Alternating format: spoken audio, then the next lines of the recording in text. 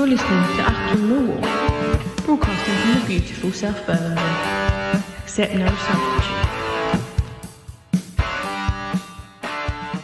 Hello, dear listeners. Welcome to Achtung Millwall. My name is Nick Hart. Joining me for this, it's a special edition. It's a slightly unusual edition. It's the man himself. It's Mr. Neil Fissler. How are you, Neil? Not too bad, Nick. Not too bad. I think we're going to try and put one or two little things to rest in the next hour, aren't we? Over who's a Millwall legend and who's not a Millwall legend. Yeah, it's kind of the subject never quite goes away, I find, Neil. We did a show a few months ago now, back at the start of the summertime last year. We did a show, and I thought we tried to approach it with some form of structure. I think that was the way we tried to look into it. But it's a subject that kicks around. There's been a bit of an online debate recently, I suppose, with the West Brom away game. There are youngsters out there, Neil, that are under some kind of delusion that Jed Wallace falls into the category, not of being a very good player for Millwall, but of being a Millwall legend. And this show kind of sprung out of that debate, didn't it? Yeah, that's right. But let's be honest. If anybody can convince me that Jed Wallace is a Millwall legend, I'll start using pronouns to describe.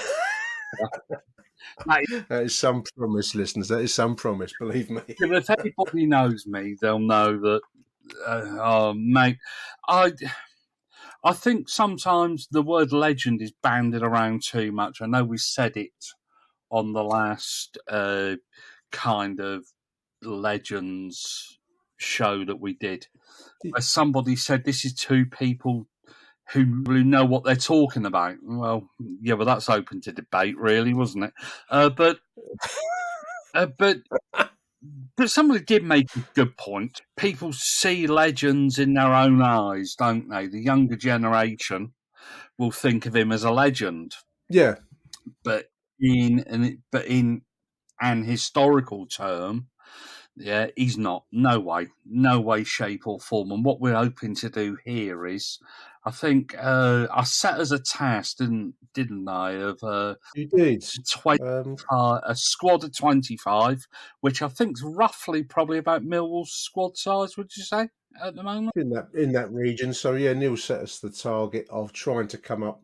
We've both come up with 25 odd names. I mean, I think I was about 24 on my list.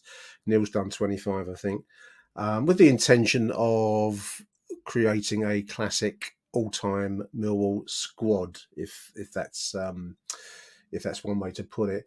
I mean, just going back to your point a moment ago, Neil. I mean, everything is a matter of opinion, and my opinion, your opinion, anyone that does a podcast, their opinion is no higher or lower than anybody else's. It's always going to be subjective, and I found compiling my list, you have to set yourself certain parameters, certain rules, if you want to put it that way, as to who you're going to consider and who you're not going to consider and why. Because otherwise you're just floundering around for your favourite ever players, which is one approach. I can't knock it. But I found when we did the previous Legends show, I tried to approach it with some form of structure then. I probably loosened it up a little bit on this occasion. And I think, just to reinforce your point a moment ago, Neil, there is a strong magnetic pull towards the players that you've seen yourself. And just looking at your list before we go into it, you've approached, I think, as you put it online, from a historian's point of view, that there are, obviously some players from before your own time you won't have seen, and without doing research, which requires some effort, some access to resources, it's kind of difficult to know too much about the players of the past. We try to scrape the surface of that a little bit on these shows, don't we, to try and look a little bit deeper, perhaps. And I think between us, we've touched on that. I've probably gone a little bit more modern in my names. You've gone further back in your case. Yeah. It's not an easy thing to do. This, you would think that, come up with a Millwall Legends squad of 25, and you think you could do it in minutes, but it's not the case, because you try and weigh things up in your mind, and we'll come on to it when we eventually start going into it.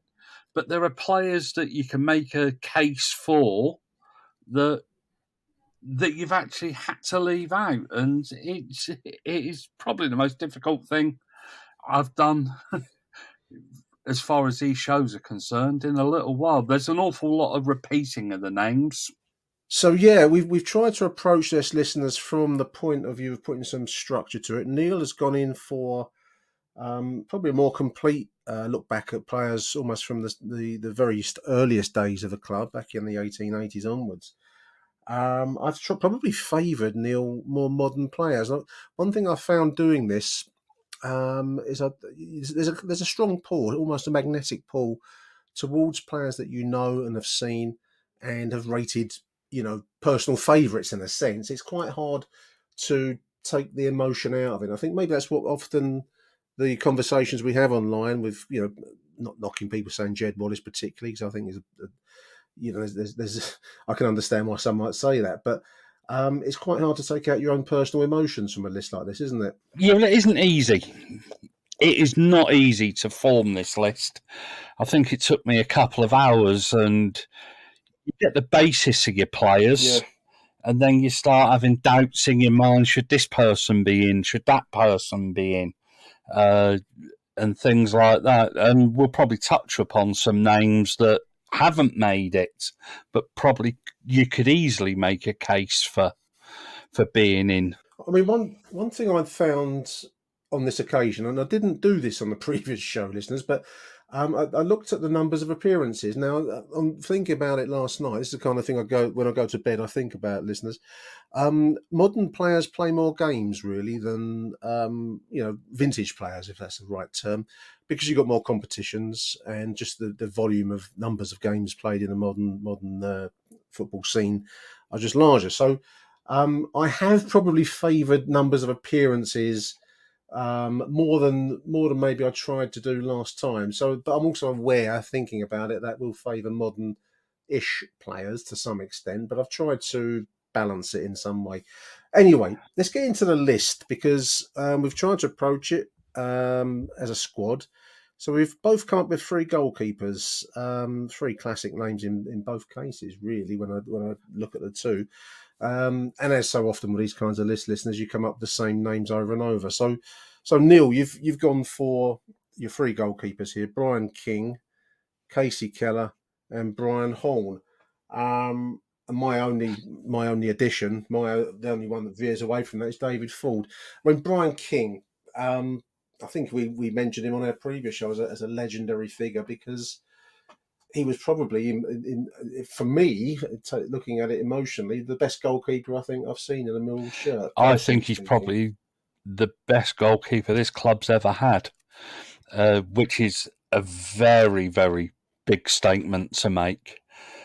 He's somebody that was unlucky not to be capped by England, made an England squad, was very much part of arguably a key component of probably the best Millwall squad, or certainly one of the best Millwall squad sides that we've ever had, the one that narrowly missed out on promotion to the First Division. 71-72, yeah.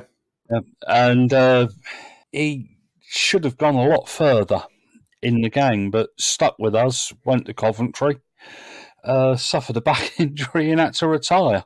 Yeah, and went on to make a life outside the game. So he's gone on, just reading his biography in the Millwall Who's Who book, which we will be referring to, and you may even hear the pages turning, listeners, as I look up the various players. But yeah, I mean, he went off to Scandinavia. I think he's worked on TV. Scouted for virtually every Premier League club going. Yeah, and a very likeable bloke. I mean, many fans will know Brian. I've got him on my mobile phone. You've certainly got him on your mobile phone, Neil. He's a very affable. He's still very much a Millwall player, and one of the most endearing parts about some of these ex-players is they still love the club, he don't they? comes over regularly. I know that he's done podcasts with you. He's done podcasts in other places, which is how I first interviewed him. I was doing a piece for the league paper. Emailed him out the blue and was speaking to him 20 minutes later. That's what kind of bloke he is. Still very much. very grounded. One of us. Was you one of them? Very, very approachable. And just an all-round decent bloke. Yeah, absolutely. And I would agree with your statement about him being... It's certainly the best I've ever seen. And that is a big statement, because I'm just looking at your other choices here. You've got Brian King, obviously, Casey Keller. Wonderful, wonderful goalkeeper, American goalkeeper from the early 90s. I suppose you have to try and choose, listeners, and it's kind of difficult. So you have to try and...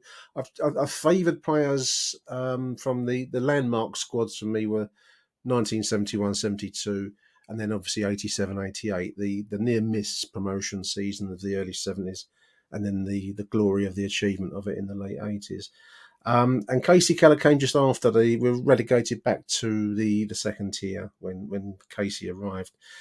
But he was a personality. He was one of those big kind of... All of our goalkeepers have been personalities, and Casey was very much out of that mould. He kind of dominated proceedings when he was on the pitch. It was probably he was probably a bit too good to play for us. Didn't he go on and play for Tottenham and one or two teams like... Yeah, Europe. Well, he came to America and he's played for Spurs. Yeah, Borussia Mönchengladbach, Spain, Vallecano, various places. He kind of travelled the highways and byways of... very intelligent player, very intelligent man. Yes. Speaks highly of the club, even now. I think if you ever listen to, I think he's done a couple of podcasts about Millwall, and certainly mentions Millwall seems to be in love with the culture. I think we obviously get different subject, but we get a lot of US fans, a lot of US listeners to this show, a lot of US fans coming over now to the Den. I think one of the things that probably Casey found, especially talking about early 90s Cold Blow Lane, Neil, but even to this day, it is such a culture shock, such a different approach to sport at going to Millwall than it is in the US sense, isn't it? I mean, it's just a completely different feeling, and I think that you either love it or you can't take to it at all. But Casey seemed to love it at the Den. Yeah, no, he did, and I think that shows. And just an all-round fantastic goalkeeper. But one of your choices could easily have made it in, and then there's one that we haven't put in, and that's Alex Stepney. But I don't think he played enough games. I think he became a legend after he left Millwall. Well, he won the European Cup with Manchester United, and I suppose we'll come back to other players later on this list. Teddy, who would go on to great things at Manchester United again in Teddy's case. But no, I mean we've left a few out. You have to leave some out. So you got here Brian King, Casey Keller, and a mutual choice in Brian Horn, 196 appearances, 86 to 91. A member of the First Division squad. I mean, for me, it's very hard to get past that achievement, Neil. I mean, the 71-72 side, which I remember, is a landmark, but it's very hard to get past that 87-88 squad, just for the fact that they made it to the promised land, which is the only team that's ever done it, Millwall. And he was a key part of that squad, wasn't he? And another big personality. Yes. Guy who's always available if you want to do interviews, podcasts, and whatever else with him. Yeah, absolutely. Another player that injury hit, didn't they? He kind of obviously he had the career with us, and then he went on to other clubs, but injury rather took away his. Yeah, I think he was actually. Was he the last goalkeeper we've actually produced for ourselves? I think he is, isn't he? To make any impact, I suppose. Yeah, otherwise we've signed the other names, really, haven't we? They've come in from outside. And I think, Brian, you could be right. I'd have to check that, but it sounds and feels like a correct statement. 196 games, and 86 to 91, classic years in the club's history. And a Millwall boy, really, wasn't he? He's again another player that you just get an evident love of the club. Some players love us, like Marmite. Some love us, some don't. But Brian very much did. He's played on in the non-leagues, and I think he does corporate kind of work for the club still. He also arranges games. He's a FIFA match agent or something. So I think he has a hand in bringing some of the foreign teams over. Now, a player that I went for, which yours were Brian King, Casey Keller, Brian Horn, and my addition there was David Ford, 2008 to 2016, 339 games. Irish born, obviously, played for his country, 24 caps for the Republic of Ireland, member of the 2010 playoff winning side. You can't. It's a hard one to choose from because I love Ford. He was another personality. He dominated proceedings, and he had that very Millwall. He's a big man. He's quite a peaceful guy when you speak to him. I had the pleasure of interviewing him during the lockdown period. But you wouldn't want to get a right-hander off him, as the phrase goes on the terrace. He's a big guy. Yeah, absolutely. I spoke to him about that infamous League Cup game over West Ham, and he was in the middle of it, loving it. Seats are flying and all sorts, and you could actually think that he's actually getting a bit turned on by all of this from I mean, he made his name in Irish Gaelic sports. Not an area I know much about, listeners, but all I've ever seen of Irish football, Gaelic football, is that you need to be able to handle yourself on the pitch. There, it's not a game. No, it's not, and Neil, is it? He is a player that you could easily make a case. You're making a case for him being in any Legends squad, and I think I was so close to putting him in. Yeah. So close to putting him in because he was such a good goal. Prone to an error, loved an error. But went on and became a Republic of Ireland international with our club. And 24 caps for the Republic. That's no mean achievement. It was quite late in his career. He was a mature man when he came to us, and went on after. I think injury probably caught up with him in the end, as often is the case. He went to various clubs after Mill, but another player you just get a sense was, loved the club. Absolutely, I still think he lives local, doesn't he? Still lives in the South East London area, Beckenham, somewhere like that. I didn't know that. That wouldn't surprise. Member, of course, of the famous 2010 1-0 win over Swindon, triumph at Wembley. We did a badge for it a few years ago. Player of the year in 2014. So. He makes a very strong case for himself as a legendary figure, and I wouldn't take it away from him. That's for sure. Having seen all four of those goalkeepers, actually Keller, Horn, King, and David Ford, I still think Brian King was the player that was the best. If I'm going to pick one, but it's a very hard choice because they're all quality goalkeepers with their strengths and weaknesses, shall we say?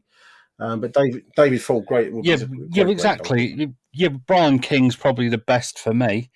But if somebody of a younger ilk was to say David Ford or somebody like that, you could almost live with it, couldn't you? It's probably not the case. Yeah. And King undoubtedly is the best goalkeeper this club's ever had. Although some people might say Stepney, but I disqualified Stepney from my thinking. And the fact that he was more of a legend when he left Millwall and went to Manchester United. Very unlucky to be playing in the same era as Clements, Banks. Shilton. I know he's Corrigan. Yeah, there are many great goalkeepers around at that time, and I mean, it was just a difficult time to break into an England national side that was probably. We didn't qualify for the '74 World Cup, but that maybe would have taken away a chance for Brian to get into it. But he did. He appeared for an FA representative 11. It's not quite an England cap, but it's a near miss, shall we call it? That was a trip to Gibraltar, I think he said when I interviewed him. So and also Brian Holman, England under 21 goalkeeper, I see, and player of the season in '87. So these are great names. These are great goalkeeper names. Achtung, Millwall. Now, just to move us along, because we're trying to approach this as a squad, listeners, we're obviously going to pick out 7 or 8 defenders each here, Neil, and there's a bit of an overlap. So I'm going to go with your list first of all, just to name them all. So we'll go through them afterwards. Keith Stevens, Rhino, Harry Cripps, Barry Kitchener, Alan McCleary. Now you've gone for Matt Lawrence, which is interesting, and a player from the past I probably didn't give enough credence to, Dick Hill, and Joseph Wilson. So shall we just run through those names here? Names that I will know off the top of my head. Obviously, Keith Stevens, a club legend, in my opinion, purely at 1980, 1999, purely for 546 appearances for Millwall Football Club. However you define the term legend, the sheer amount of contribution that one player can give. There's only one player that's got more, and that's Barry Kitchener. And a member of 2 promotion-winning sides, 85-86, and for me, forever, the landmark 87-88. So strong case for Keith Stevens, Keith Rhino Stevens, I Mill legend. don't even think there should be any doubt. I think anybody who doesn't think Rhino's a Millwall legend, they ought to be really hung. Public Yeah, but they ought to be kicked off the top of one of the stands with a rope around them, because there's absolutely no hope for them, is there? Let's be honest. Let's be frank about it. And I think if you took a poll of 100 Millwall fans, you would probably find 99 would come up with Keith Stevens' name. I think the first 3 or 4 on my list, there's probably no doubt about it. No, I've got the same. Rhino won a Football League trophy in '83, which I'm just reading his bio here, and of course members of the 2 promotion-winning squads. Kitch, we've touched on many times. Yeah, just Neil. Named after him. That's all that needs to be really said there, isn't it? I mean, how, what more do you want? 602 appearances, 28 goals, 1966 to 1982. A member of the 71-72 side and promoted in 75-76. A very, very impressive season on me and the young me as an early Mill fan. A legend. No, I don't know what else you want. Same also with this other name here, Harry Cripps. Neil, I mean, I don't think there's much dispute over those 3 names, Kitch, Rhino and Cripsy. 447 games, 40 goals. And I've forgotten how many promotions Harry was a member of. 61-62, 64-65, 65-66, 71-72. So he's taken us through the divisions and become an iconic figure in the process. I think in that last show, Nick, we did. One of the things you came up with was the embodiment of Millwall, and it's something that we do often speak about. A Millwall player, Harry Cripps was a Millwall player. And even I didn't see him play. I was far too young, but I'd love to have seen Harry Cripps play. I'd love to have been at his testimonial that night against West Ham. I think I was too young to be. It was a midweek Monday. I think it was a Monday night. I think, but anyway, it turned into a rough house, as the old boys that used to stand next to me on the halfway line used to call it. It turned into a rough house. We'll leave that there. But yeah, an embodiment. I mean, it's a very hard thing to define what that means. There are just some players. We'll come back to Terry Hurlock later in the conversation. Another embodiment of the Millwall, and for that reason alone, they get the the tag of being a legend. A player that you've mentioned, and we've both come up actually with Alan McCleary, and I think he's a lesser mentioned player in these terms, Neil, and I don't know why. Probably wasn't a spectacular player in the way others were. But my word, what a contribution he made to our club. Alan McCleary, 1982 to 1988, with Keith Stevens also managed, of course. Let's not forget that, and laid the groundwork for a promotion-winning squad. 2 spells as a player, 413 players, 10 goals, and member of the 85-86 and 87-88 promotion-winning squads. He's got as strong a case as anyone for the term Mill legend. And I think if you were forming your Legends team, he wouldn't make it. Let's be honest. But if you needed, given a wider squad setting, which is something I've tried to look at, I've got Obviously, Rhino could play centre back and right. Started his career at right back. Cripps would be your left back, couldn't he? And then you've got Hitch as your other centre back. And then if you needed a squad player or two, Alan McCleary would definitely be in any Legends squad. He'd be on the bench looking to come in like Sean Hutchinson for the last 10 minutes to close out a 1-0 lead. Yeah, well, absolutely. If he very, very useful player, very underrated player. Probably had chances to leave us, but stuck with us through the bulk of his career, the best years of his career. Bulk of his career, yeah. He went to Charlton for a while, I believe. I should have opened up the book and have a look. But he's a Millwall man through a local boy, and would come back to manage with Rhino, of course, in their third division days, League One level. Now this is an interesting choice you've gone for, and I think we've probably both gone for interesting choices as we go through our defensive names, because each of the ones we've mentioned so far there have been probably fairly consensus. I don't think many would veer away from any of the choices. But you've gone for Matt Lawrence, Shaggy, and I've gone for Paul Robinson for, I don't know, different reasons perhaps, but I think I probably favoured Paul more as for his contribution. He's a member of the 2010 squad, and 361 appearances, and that's over 14 years, 2001 to 15. But that's not to demean Shaggy, because he was a wonderful player. A member of the promotion-winning squad in 2001, wasn't he? And I needed a right back, so I looked at him You've got into more depth. I wanted a right back, and to my mind, doesn't get the credit that he deserves. You speak to players from that era, from his era, and what a fantastic player Matt Lawrence was. Didn't let us down at all. No. Not spectacular. Captained us in an FA Cup final, which I think nobody will ever do that again in a hurry, will they? Took us into Europe. Yeah, played with us in Europe, and he wasn't a spectacular player, but a very, very, very steady 7, 8 out of 10 every week type of player. Another very, very intelligent man. Yeah. A degree in American literature. That impressed me no end when I read that in the Matchday programme. When I first saw that I think he'd made a study of an author called Charles Bukowski, and that he won his dissertation and won his degree on that.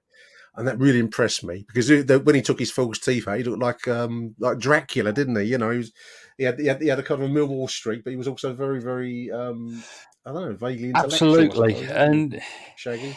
You can make a case for any of these. You could easily make a case for Paul Robinson, who I would probably have put in my squad if I hadn't put Joseph Wilson in, who I think was one of Millwall's first ever legendary figures, according to those that know more than I do. I'm going to have to look him up, listeners. So the rustling of paper is me looking up Sullivan and Mr. Creasy, my learned colleagues in writing the Millwall Who's Who. They called him one of our early legends. So that was good enough for me. And Joseph Wilson. Shall I read the bio? So we've got he was a centre half, 1909 to 1920. So yet another player whose career would have been severely curtailed by the First World War. 289 games, 36 goals. That would have been Southern League football. Played for Wigan, Darwen, Blackburn, Millwall Athletic, then Rochdale. Joe was one of the first legends in Mill history. There's that word. One of the first legends in Mill history. Reasonably tall and rangy with exceptional heading ability. He was skipper for most of his time at the club and the club's penalty taker. He signed, along with Jack Martin, was selected to play for the Southern League, London, and was a reserve for an England trials match. Joe was an London FA Challenge Cup finalist in 1911 and won the Cup in 1915, won the Kent Senior Shield in 1913. After returning to his native northwest, he worked as a railway wagon builder. How about that, listeners? There's a different. Era. I wonder if Oliver Burke will give up the Insta career and go and build for the railway company in Derby or something. Bombardier. Yeah, but then again, he'd probably be just as poor at that as he is on the wing front, wouldn't the clothes. Joe Wilson. That's a great choice. And that's come from the club's historians, Mr. Creasy and Mr. Sullivan. And we've read it out. So I mean, I can't argue with Joe Wilson when you read that account there, Neil. It's very hard to compare players of that era with the modern game, really, isn't it? Absolutely, and it's probably unfair. Yeah, this is just a fun thing. There's no right and wrong. That's unless you want to include Jed Wallace in your Legends squad, and then then you're completely wrong. And but no, we're just adding a little bit of context. Players that wouldn't normally be in the conversation. Dick was somebody I think we mentioned. No, did we mention him in one of our history shows? Dick Hill, we've covered Dick Hill in some of the previous. We're going to mention him again here because when I'm just reading his biography, it's the same point, Neil. These players came from a different era.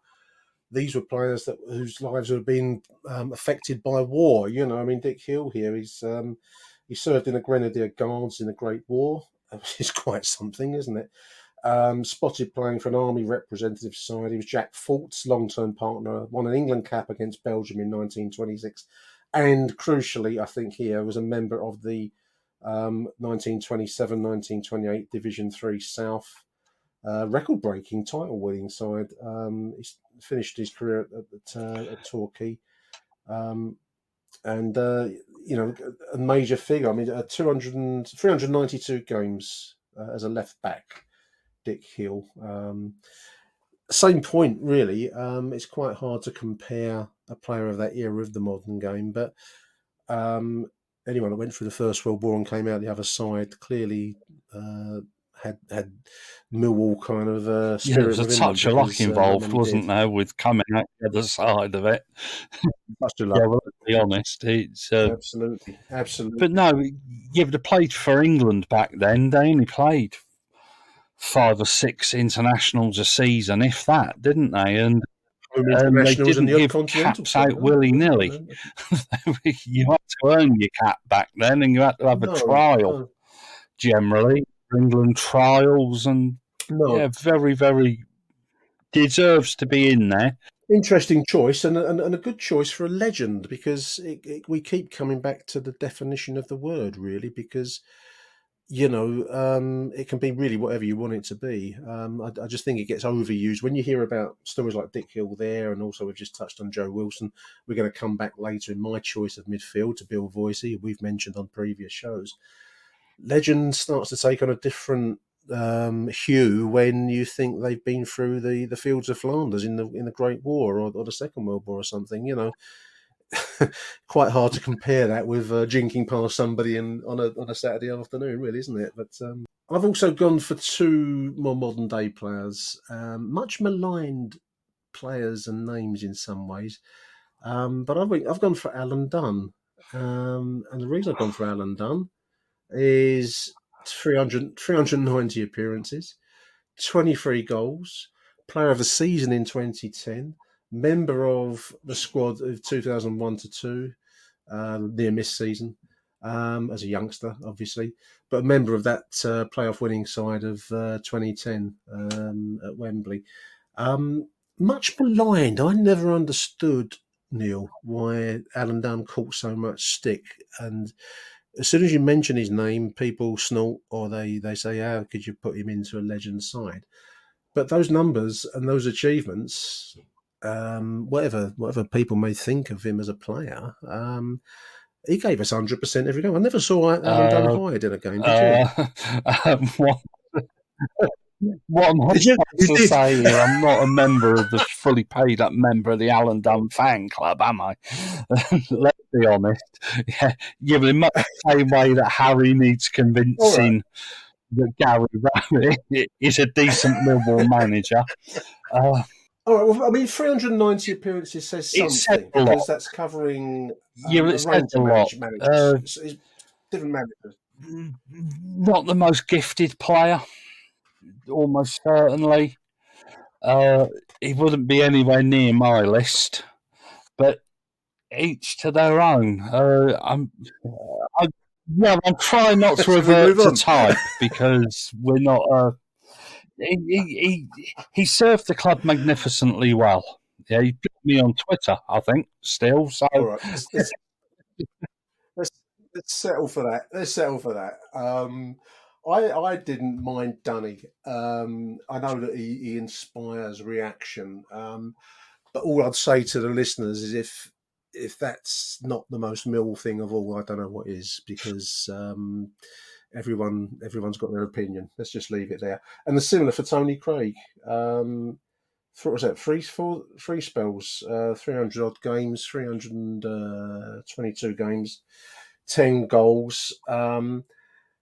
In a similar way, Neil, again, I'm sure the things that people have said about Dunn, they may say about Tony Craig. Member of the playoff winning side in 2010. A bit of an embodiment of Millwall. Is that fair? Or how do you see Craig in comparison to a these better different players?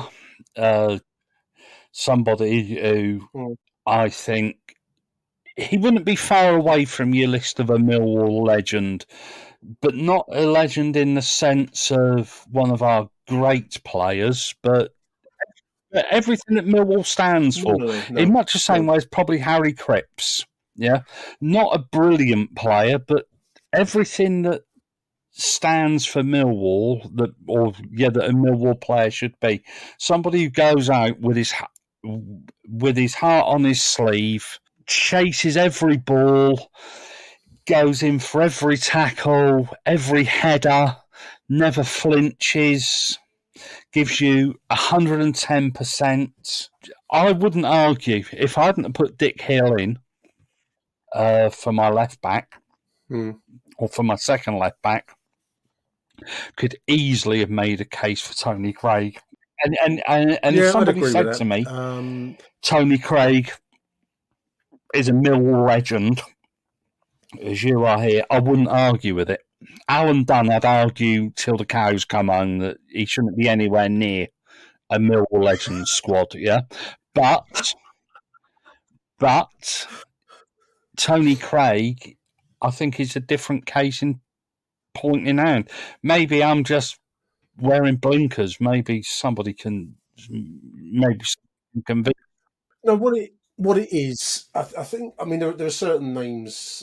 Probably the further back in the past you go, some names become like they're iconic names, and I think there's an agreement with much of what we've come up with here. I think listeners would probably come up with similar names. There may be one or two differences.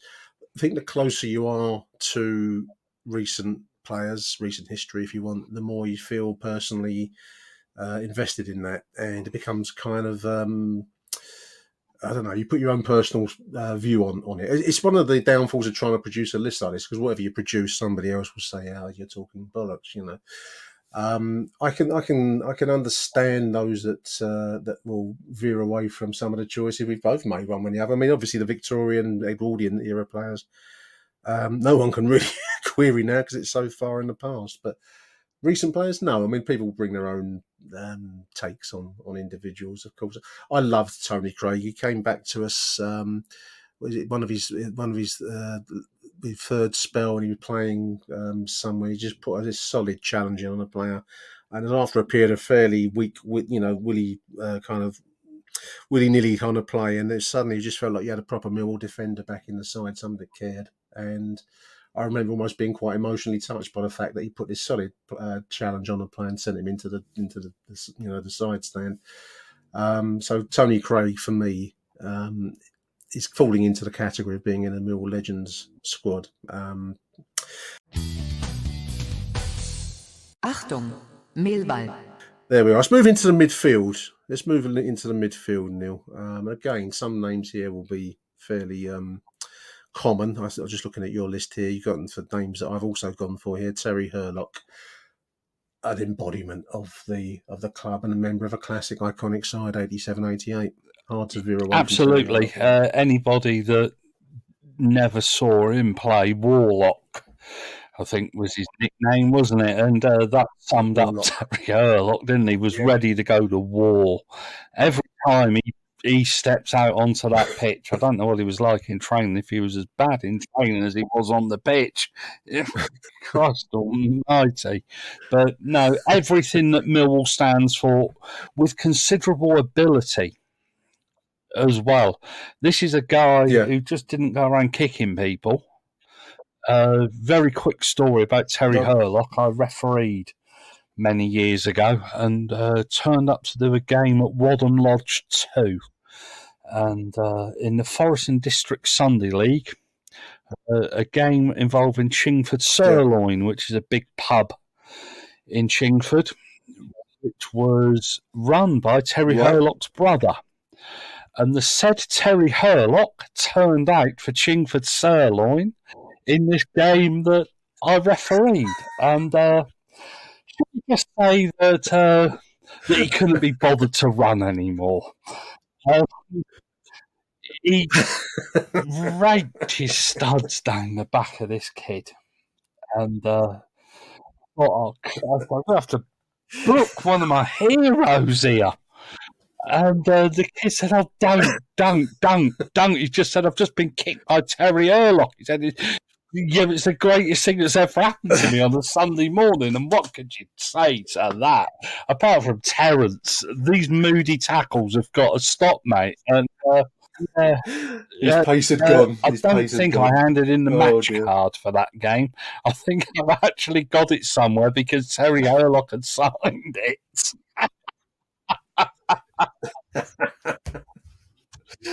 Sunday pub football. I don't know. What a story that is. But no, I mean we've touched on this a few times. Previous show, the epitome of Millwall, and for that reason alone, a club legend. Not many appearances compared with many of the other players we've talked about. 138 appearances, 10 goals, but a crucial linchpin of the most successful Millwall team of all time. Won promotion 87-88 as champions of Division 2 and then played us into our highest ever league position of 10th in 88-89. For that reason alone, he goes in the Legends book. I've also got, I think you've also got Les Briley there, Neil, as well. Different kind of player, but equally tough, actually. Les was deceiving, wasn't he? What a midfield that was, Hurlock and Briley.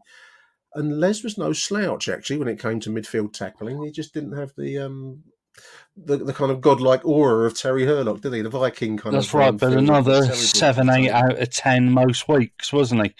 I'm not saying that he would start a game, but he would be a more than useful player to have in and around your squad because there's a good chance that Hurlock would be banned every other week, wouldn't he?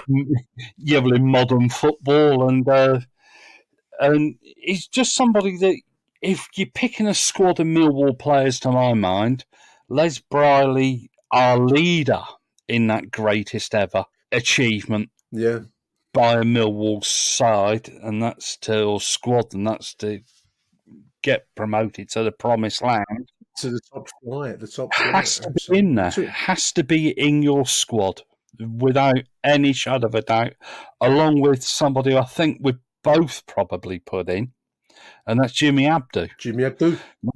Not the most gifted player in the world, but what an engine. If that boy could have passed a football, he would not have been at Plymouth Argyle and at Millwall. No. The thing with Jimmy, 2008 to 2016, 346 appearances for us. So he's up there in the high table of appearances. 9 goals, including one crucial one at Ellen Road, which none of us will ever forget. Member of the promotion side of 2010. The thing with Jimmy really was that. Yeah, you're right. He wasn't the most skillful player, but he epitomised Millwall's willingness to keep on fighting back all the time. The number of times I remember seeing him lose a ball, pass the ball badly, and he was straight back in front of the man almost instantly. He did not ever give it up, did he? And I think that's what endeared him. One of the first impressions I ever had of Harry Cripps was how much love there was, and it's an odd word to use in football terms. But there's also a deep love of Jimmy Abdou for the same reason that they were not skilled players particularly, but they were endlessly willing, endlessly game. And that's what really stands out for me with Jimmy Abdou. Still a much-loved figure at the club to this day. Yeah, but it's ironic that you mention love because a friend of mine, who I think you know, Henshaw on Twitter, actually loves Jimmy Abdou more than he loves his own family. And I can testify to that. Yeah. Because I sat next to him up in the East Upper for God knows how many years. Yeah. And his love for Jimmy Abdou knows no bounds. I'm not saying he doesn't love his wife, children and grandchildren, but he actually loves Jimmy Abdou more. Just looking at your list here, you've gone for a player that I included and took out. Unfortunately, it's one of my favourite players, and it hurt me to take him out. That's Alex Ray. 256 games between 1990 and 96, 71 goals, and bloody hell, Neil, what I would not give to have a young Alex Ray take the field for us against Preston this coming Saturday. He was a game-changing player, and I loved watching Alex Ray. Yeah, we don't get enough goals from centre midfield, but Alex Ray was one of those players who could score a goal. It actually pained me when I saw him in the Reading dugout. Yeah. Working alongside Ince. I don't know if he got sacked the other day when Ince... I'd imagine they've cleared them all out of Ince's regime. Yeah, I'd imagine. Yeah. But somebody who I had the pleasure of doing a podcast with during lockdown, what a lovely guy. Still loves Millwall. Just so approachable. And somebody still very highly respected by people who are a lot younger than us, but would have just been coming into the 90s. When did he play? Early 90s, under Bruce Rioch and then Mick McCarthy. Very, very hard to make a case for him not being in it. Yeah. No, I'd take the point. I had him on the list, and I raised him in favour of a player. I'll come and mention already, Bill Voicey, and I thought for different reasons I've got to include Bill in our list of legends for different reasons, really. Alex would leave us, obviously. He played for Sunderland and Wolves, and won a Scottish Premier League title with Glasgow Rangers. And he's working at Reading. You mentioned that, so he's still around in the football scene. So I think maybe he's one of these players that's retained his profile in the game. Maybe that's why younger fans might well think highly of him for those reasons alone. For similar reasons, now we've both got another player, another central midfield goal-scoring dynamo, the one and only Tim Cahill. And like Alex Ray, Tim Cahill for me was another game-changing midfielder. Something we haven't seen enough of in recent times. He was just a dynamic, wonderful, wonderful player. 1998 to 2004, 260 games, 58 goals, member of the 2000-2001 promotion-winning side, never to be forgotten, and of course an FA Cup finalist in 2004. Wonderful player. Had the ability to hang in the air and score headed goals like no one I've seen before or since. I think deserves to be in here on sheer merit, but also, if only for that FA Cup semi-final goal. If you're going to include an iconic Millwall moment, Tim Cahill, probably I'm going to say he's probably the finest player Millwall have had in the last... Well, since Sheringham, I'd agree with that. Yeah, 20, 30 years. Yeah. Has to be. Absolutely has to be. And people that use Jed Wallace as a legend, he isn't fit to lace the boots of Tim Cahill. No, Jed was a very good player, but he's gone, and he's not going to come back. And that's kind of he never had. I mean, he also got to remember Tim Cahill played for his country and went on to achieve great things with Australia in World Cups, and he moved on to Everton after he left us and became as he was with us, he became an iconic figure there and moved on around the world. He played with some of the best players in the world, and the fact he came back just to end his career speaks volumes for the evident love he still has for the club. And I think a lot of these players retain that emotion towards Millwall. It's a very special place in that way. But yeah, I mean, I can't. It's a special. I think if you loved at Millwall, you loved. Yeah. There's no middle ground. No. If you are loved, you are seriously. You feel that love. Yes. If you're not liked, you'll know all about it. Yeah. Yeah, you know all about it. There's no middle ground. You're either loved or hated, aren't you? There's no I think Zian Fleming is the beneficiary of that love at the moment because obviously he's very early on into his career, so that could change. But we take to some players, and I think the club have taken to Zian. In a way, there's this almost irrational. We like you, we don't like you. Oliver Burke is not so much, but Zian is, and it's can often be quite irrational in that way. Club like Millwall, but there we are. Let's move us along. You put Posse on the right wing here, Neil, in your midfield. Derek Posse on the right wing. I had him as a striker. I wouldn't disagree. I suppose you're looking to make a proper squad. I've just gone for names really. Derek Posse on the right wing. One time, the club record goal scorer, and of course, member of the 71-72 squad. 67 to 73. He broke my heart when he signed for Crystal Palace as a youngster. Yeah, but it would have done. Still, you speak to Brian King about the Posse, and he'll have the Posse down as probably the best player he ever played with. I'm almost certain of it. Yeah. And you speak to people of your era and older, and the Posse is right up there. The Posse is right up there as one of the best players this glorious club has ever had.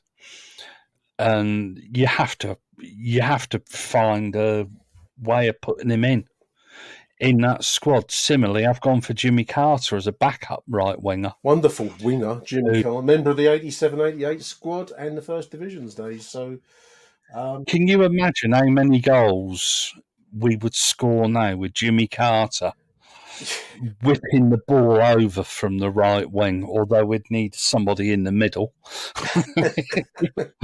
We would do. We'd need a Teddy or a Cass in the middle. Bogey might actually score one or two goals. Matt Smith would have been the highest goal scorer in the division if he'd still been around with Jimmy Carter feeding him. Wonderful. Two spells for the club, obviously 86 to 91 being the main one, the promotion winning one, and then he would come back very late in his career, 1998 and 99. 149 games, 13 goals for Jimmy Carter. The championship, didn't he, with Arsenal? He did. Yeah, Liverpool. For Liverpool. Yeah. Yep. And Pompey. So is another player there on merit, in my view? Absolutely. I'm going to try and veer between the two lists. I'm going to come back to Neil's one. I've just gone for Jimmy Carter, as we've said. I included Eamon Dunphy, and the reason I included Eamon Dunphy, he played for us between 65 and 74, so it would have been a promotion there, I think, 65, 66.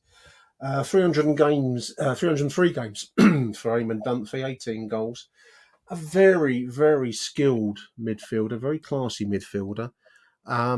Something of a difficult character, I'd imagine. So maybe for that reason, not loved in the way that others have been loved. But Republic of Ireland international, 22 caps, I think. He was our record most capped player for many, many years. And a member of the 71-72 squad. So I included him, and that might cause some out there to sputter their tea or coffee when they hear the podcast. But I thought it was right to include him.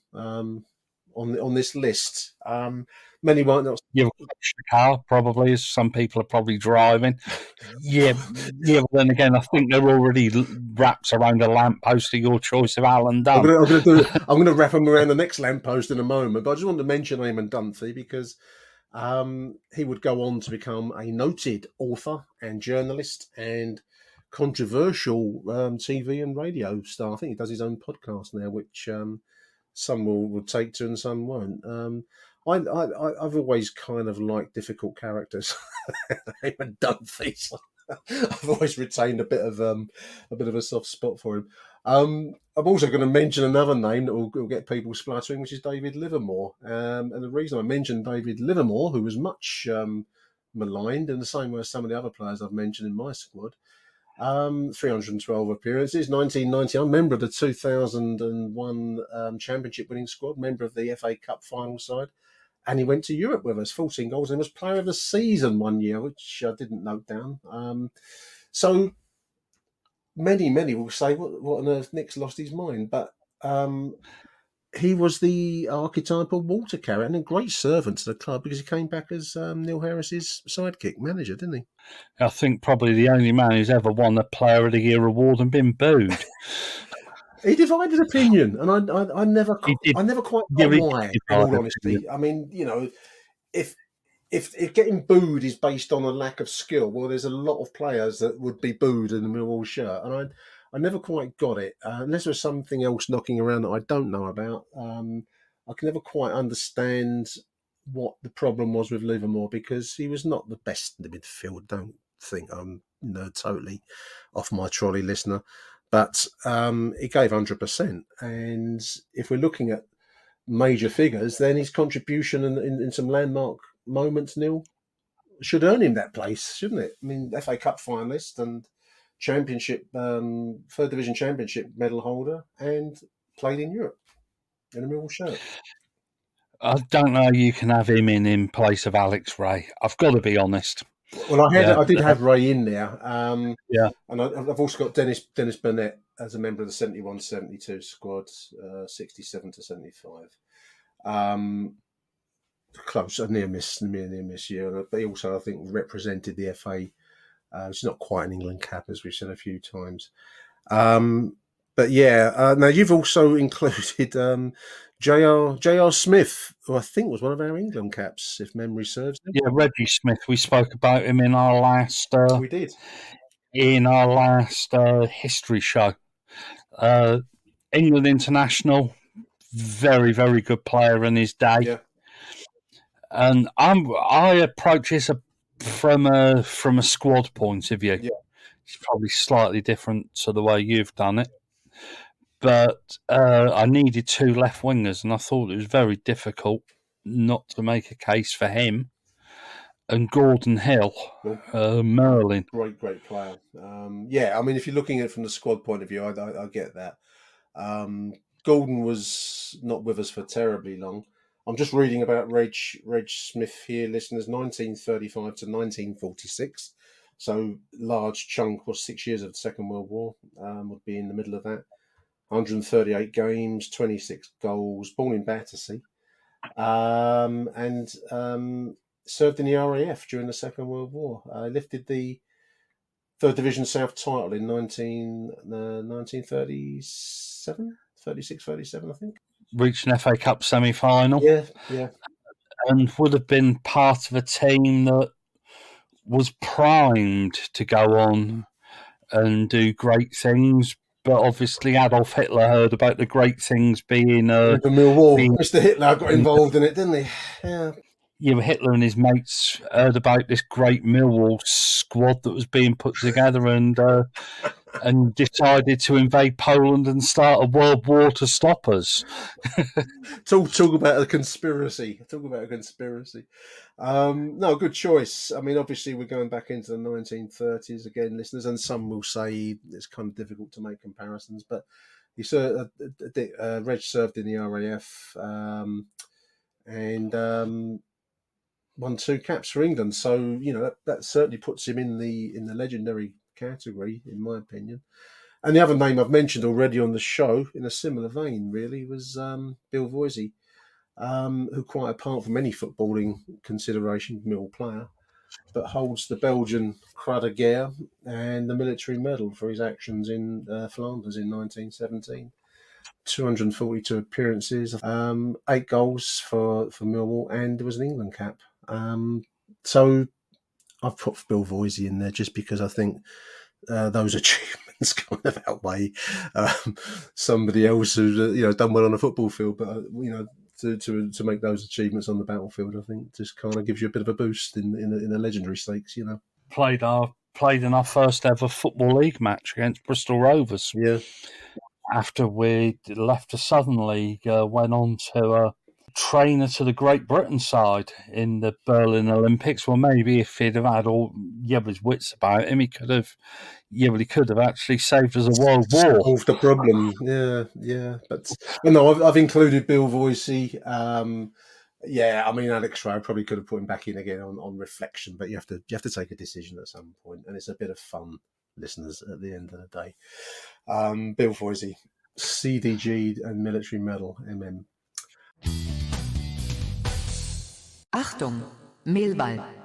Let's move up front, Neil. We've got some strikers too that we've both come up with similar names.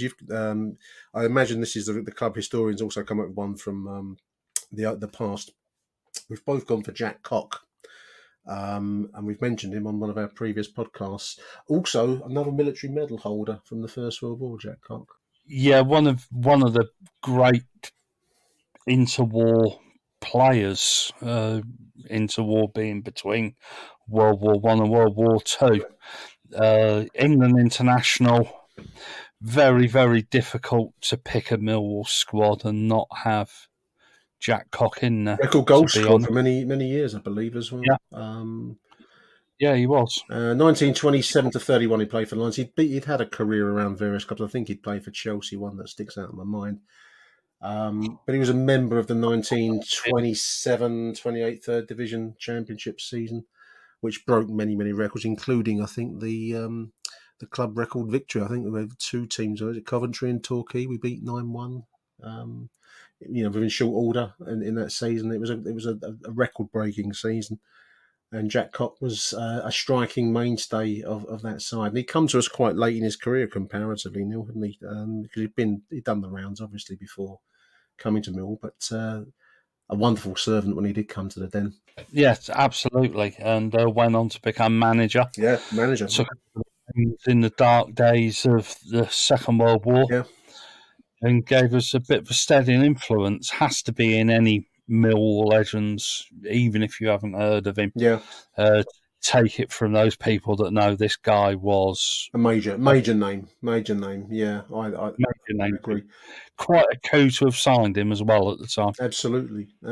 Now, I'd included Posse as a striker, so we're going to pass by Derek Posse. We've both agreed on Teddy Sheringham, and for me, if you were to ask me, they were the best outfield Millwall player I've ever seen. I think I'd have to go with Teddy Sheringham.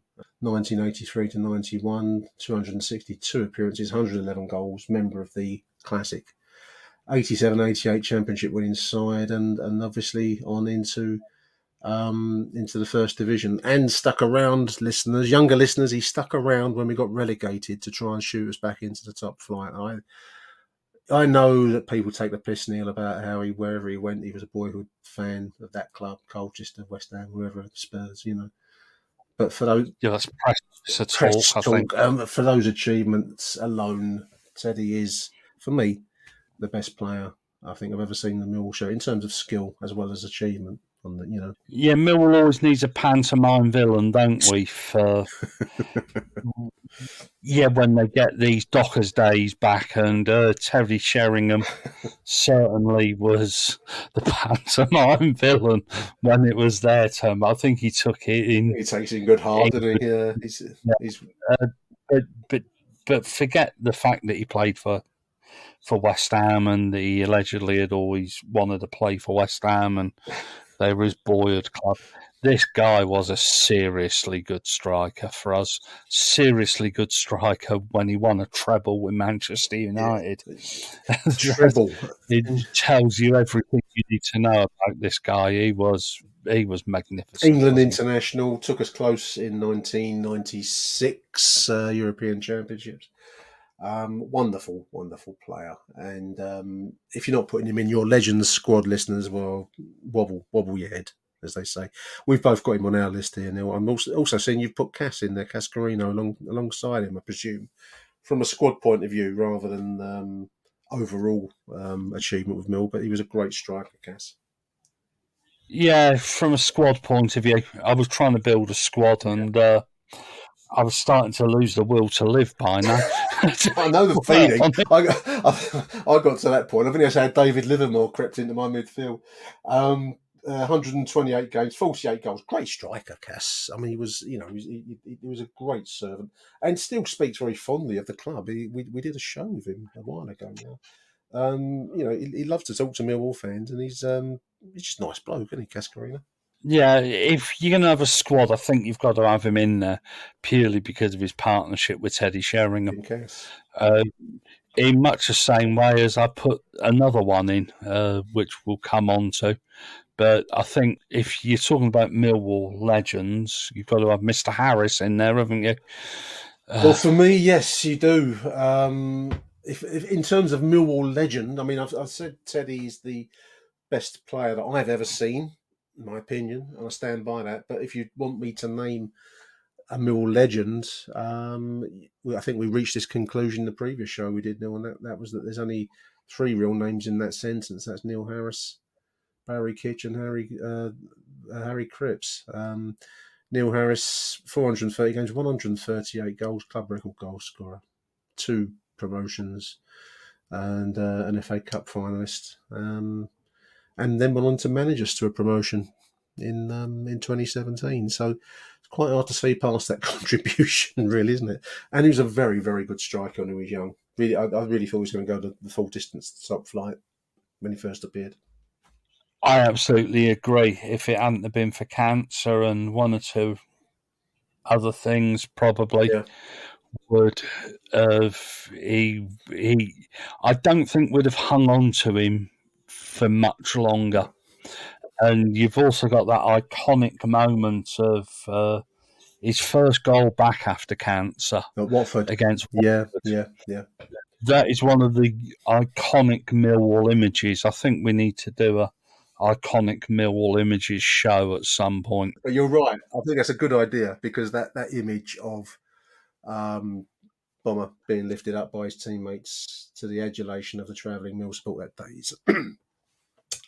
is an iconic one, as you say. So yeah, Neil Harris, dear listeners. Any decent list of Millwall legends must include Neil Harris. Now, there's a name here that you've included on your list here, Neil. This I'm going to gather from the historians. John Calvey, a name I do remember from one of our previous shows. Pre First World War striker. Yeah, another one that I tried to look upon it in an historical point of view. Just purely, I've included him for 98 goals in 152 appearances. Some strike rate. Yeah, that is. If you're building a squad, that's the kind of player that really should be in. Played for Millwall between 1895 and 1899, then 1904 to 1905. Just somebody that, just for the strike rate alone. Absolutely. He won an England cap in 1902 for. They wouldn't have been playing for Millwall at the time, but he was a cap by England against Ireland in Belfast. 100 and just short of 100 goals in 152 games is an incredible strike record. And deserves to be in there just purely for you're back at the time Millwall were in the Southern League, and you could move between the Southern League and Football League.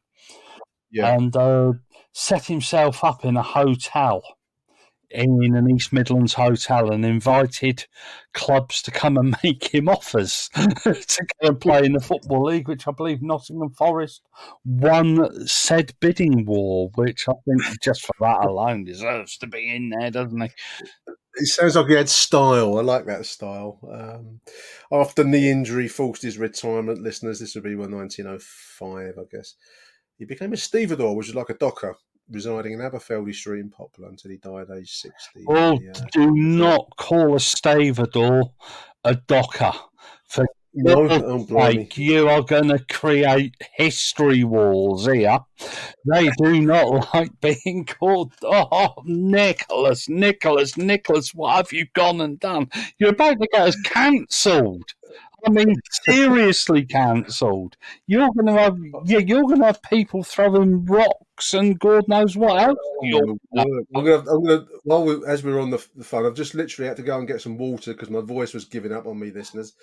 A stevedore, this is according to Wikipedia, that reliable source of information, also called a longshoreman, is a docker or a dock worker, is a waterfront manual labourer who is involved in loading or unloading ships, trucks, trains, or airplanes.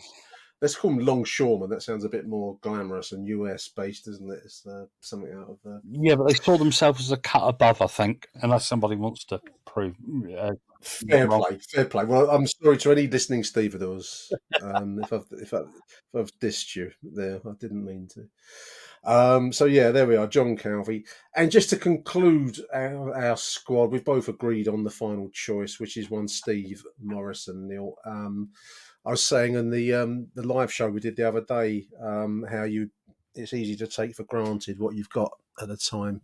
It's only in retrospect you appreciate what you've had. And I think in Steve Morrison, across, 3 spells between 2009 and 19, 3 different spells, 336 appearances, 92 goals. It's very easy to take for granted players at the time that you don't appreciate just how good they were. And he was a very, very good striker for us, Steve Morrison. Promotion winner in 2010 and then again in 2017, of course. Yeah, I've included a modern. He was my modern player, apart from Jimmy Abdu, of course. But somebody that I think history will treat rather well in an historical context with Millwall. That first spell he had with us, once he found his feet in the Football League, he really was a magnificent striker, probably one of the best I've seen along with Harris and Teddy, of course, but a fine player. Yeah, agree. And a very skillful striker, and especially in his earlier days. What I admired about Steve Morrison, and to some extent, Teddy Sheringham showed this later on in his career, is that as the legs start to give out under you, they'd substitute guile for power and speed if he was ever quick. But he'd be a very intelligent player, and he was a first choice pick. And as I said a few times now, I think it's easy to take for granted what you've got sometimes. And it's not till they're gone that you really miss these players. And my word, we miss Steve Morrison at the moment when we can't score a goal for toffee from 5 open play, 5 games now. But anyway, there we are. It's a different subject. There we are, Neil. And I think we've covered quite a few legend figures. No Jed Wallace, sadly. Younger TikTok listeners, if you're listening, if you want to hear Jed in that legendary squad, then I think we've given a good range of names, and I hope, whether you agree or you disagree with those choices, that between Neil and I, we've given some structure and some justification behind the choices. Agree or disagree with some of them? Yeah, no, absolutely. If there are people out there that want to come on and convince us, or even disagree with our choices, if there are 2 or 3 people that do want to come on, let us know. And yeah, we'll happily do a round table, talk about Millwall legends. And if somebody does want to convince me, that offer of going with pronouns does stand. But it does. Yeah, to my mind, there's no way, shape or form you can say that Jed Wallace makes this squad.